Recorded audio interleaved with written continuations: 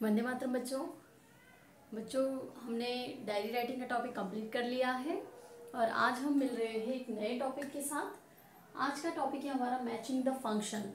बच्चों ग्रामर में आपको ये टॉपिक पूछा जाता है। आपको कुछ सेंटेंस दिए होते हैं और उसके साथ उसका जो फंक्शन है उसको मैच करने के लिए पूछा जाता है। 3 से 4 मार्क्स के लिए आपका ये टॉपिक पूछा जाता है।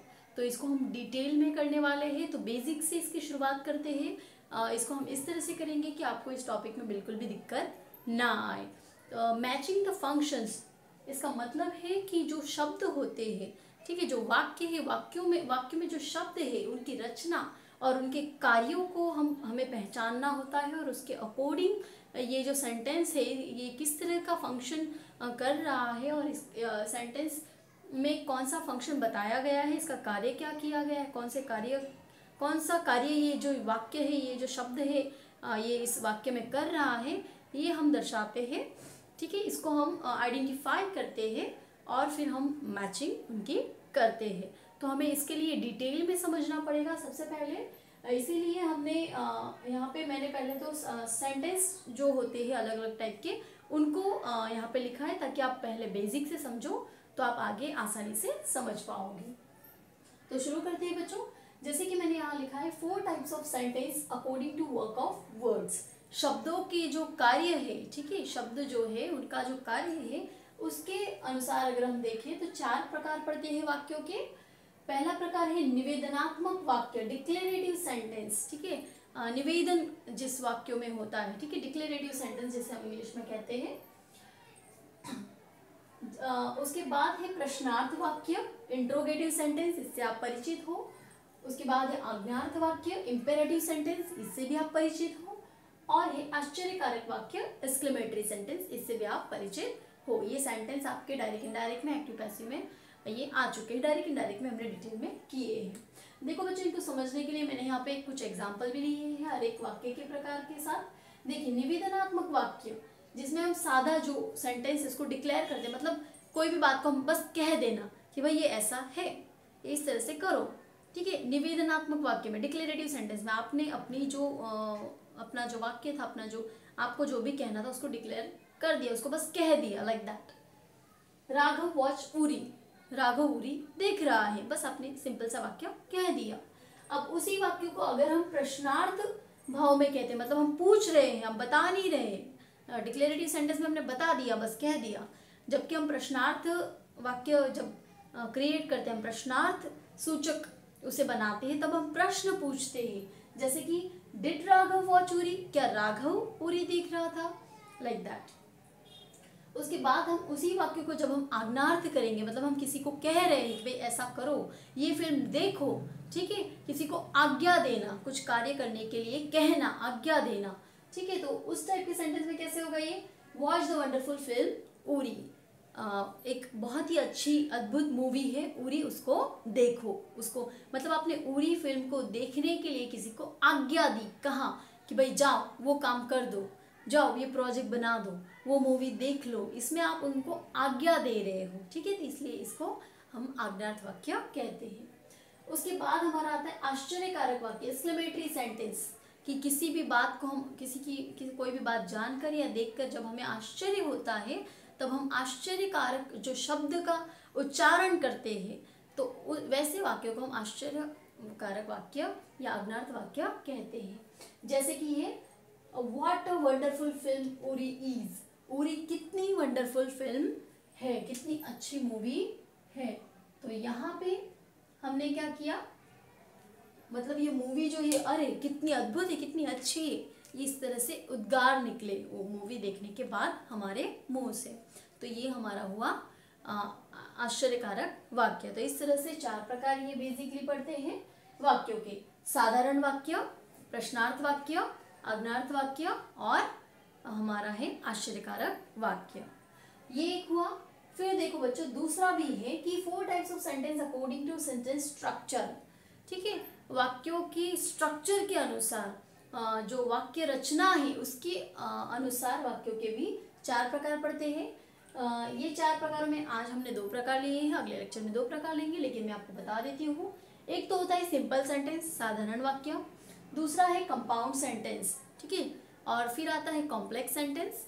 तो इस तरह से उसके और 2 प्रकार हैं, उनको हम आगे लेंगे, लेकिन आज हम ये 2 वाक्य समझ लेते हैं, 2 प्रकार जो है इनको समझ लेते हैं, ठीक है। सिंपल सेंटेंस, साधारण वाक्य।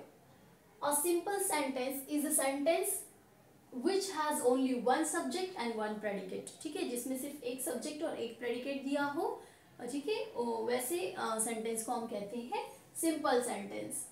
मतलब इसमें बस एक कर्ता, सब्जेक्ट वर्ब ऑब्जेक्ट वाला जो स्ट्रक्चर है इसे आप कह सकते हो, ठीक है।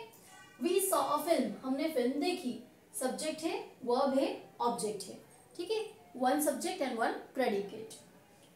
They had breakfast, subject verb object. Dancing is my favourite exercise, नृत्य करना ये मेरी सबसे फेवरेट एक्सरसाइज है। आप सोचोगे कि डांसिंग एक एक्सरसाइज कैसे हुई, डांस करते वक्त आपकी बहुत सारी एक्सरसाइज हो जाती है, तो वो एक हॉबी है, ऐसी हॉबी है जिसके साथ एक्सरसाइज हो जाती है, तो आप इस तरह से वाक्य बना सकते हैं। देखो इसमें भी उसी तरह है, ठीक है, one subject and one predicate. तो ये हमारा होता है साधारण वाक्य, जिसको एकदम सिंपल सा सब्जेक्ट वर्ब और ऑब्जेक्ट वाला स्ट्रक्चर जिसमें आता है, वैसे वाक्य को हम सिंपल सेंटेंस कहते हैं, ठीक है। उसके बाद आता है दूसरा प्रकार कंपाउंड सेंटेंस, संयुक्त वाक्य। A compound sentence is a sentence which contains 2 और मोर कोऑर्डिनेट क्लोज, ठीक है, जिसमें कंपाउंड सेंटेंस में एक या फिर एक से ज्यादा, एक या 2 कोऑर्डिनेट क्लोज का इस्तेमाल किया जाता है, उसे हम कहते हैं संयुक्त वाक्य, ठीक है। संयुक्त वाक्य, कॉम्प्लेक्स तो जटिल आ जाएगा, वो तो हम बाद में देखेंगे, ठीक है। ये है संयुक्त वाक्य, कंपाउंड सेंटेंस। मतलब 2 अलग अलग वाक्यों को आप जोड़ दो तो वो भी आपका कंपाउंड सेंटेंस बन जाएगा, ठीक है। 2 बातों को आप जोड़ दो, वो आपका कंपाउंड सेंटेंस हो जाएगा, ठीक है।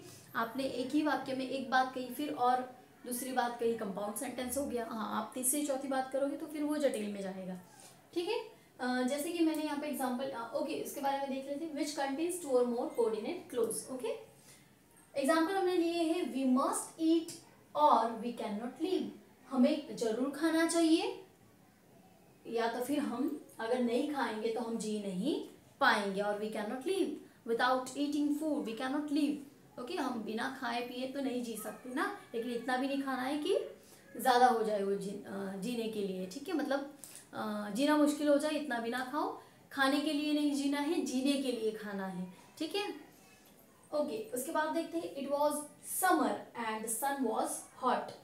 इट वॉज समर, अगर हम सिर्फ इतना लेते हैं तो ये हमारा सिंपल सेंटेंस हो जाएगा, लेकिन हमने एंड जो कंजंक्शन है, ठीक है, संयोजक है एंड, उसका इस्तेमाल करके हमने दूसरे वाक्य को इसके साथ जोड़ा है, द सन वॉज हॉट, जो सूर्य है बहुत ही जो सूरज है बहुत ही तप रहा है, ठीक है, बहुत ही ज़्यादा धूप है, ऐसा अगर हम दूसरा वाक्य इसके साथ जोड़ते हैं तो फिर ये हो गया हमारा कंपाउंड सेंटेंस। देखो एंड जो है, यहाँ पे हमने एंड का कनेक्टिव का इस्तेमाल किया, यहाँ पे और का इस्तेमाल किया, ठीक है।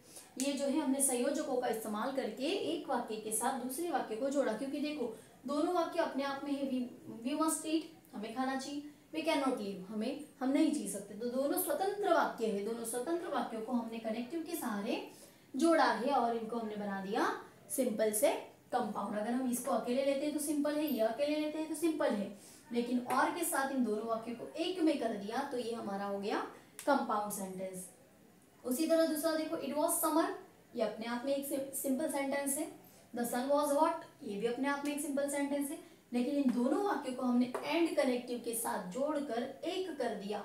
It was summer and the sun was hot, ये समर की सीजन है, ठीक है, गर्मी की ऋतु है और बहुत ही सूरज तप रहा है, तो ये हमारा हो गया कंपाउंड सेंटेंस। फिर उसी तरह हमने तीसरा वाक्य लिया है, I really want to go. अब देखिए ये I really want to go, मुझे जाना है, I really want to go to work, मुझे मन से काम पर जाना है, ठीक है, ये अपने आप में एक वाक्य है कि भाई मुझे काम पर जाना है, मेरी बहुत इच्छा है कि मैं अपने काम पर फिर से लग जाऊं, ठीक है, तो ये अपने आप में एक सिंपल सा सेंटेंस है। लेकिन यहाँ पे देखिए हमने बट का इस्तेमाल किया, अगेन यहाँ पे हमने कनेक्टिव का इस्तेमाल किया। I am too sick to drive, मैं गाड़ी चलाने के लिए सक्षम नहीं हूँ, मैं थोड़ा वीक फील कर रहा हूँ, लाइक दैट, तो मैं गाड़ी चलाने के लिए सक्षम नहीं हूँ। तो देखिए I am too sick to drive, ये भी अपने आप में एक सिंपल सेंटेंस है, अपने आप में एक पूर्ण वाक्य है, तो ये एक पूर्ण वाक्य और ये एक पूर्ण वाक्य, इन दोनों वाक्यों को हमने बट जो कनेक्टिव है इसके साथ जोड़कर एक पूरे एक वाक्य में इनको कन्वर्ट किया है। तो दो स्वतंत्र सिंपल सेंटेंस को हमने बट कनेक्टिव के साथ जोड़कर एक सेंटेंस बनाया, तो ये हमारा हो गया संयुक्त वाक्य, जिसे हम कहते हैं कंपाउंड सेंटेंस। तो आई होप कि आपको सेंटेंस के जो ये प्रकार है ये समझ में आए होंगे, वर्क ऑफ वर्ड्स के अकॉर्डिंग और सेंटेंस स्ट्रक्चर के अकॉर्डिंग। और ये दोनों जो सेंटेंस हमने डिटेल में किए, simple sentence and compound sentence, ये भी आपको समझ में आए होंगे। बच्चों आपको बस इतना करना है कि जैसे हमने सिंपल सेंटेंस के यहाँ पे 3 उदाहरण किए हैं, कंपाउंड सेंटेंस के 3 उदाहरण किए हैं, वैसे ही आपको HW मानो या थोड़ा सा वर्क मानो, आपको दोनों के 5-5 वाक्य लिखने हैं। ठीक है, दोनों के 5-5 वाक्य, कंपाउंड सिंपल सेंटेंस, सिंपल और कंपाउंड।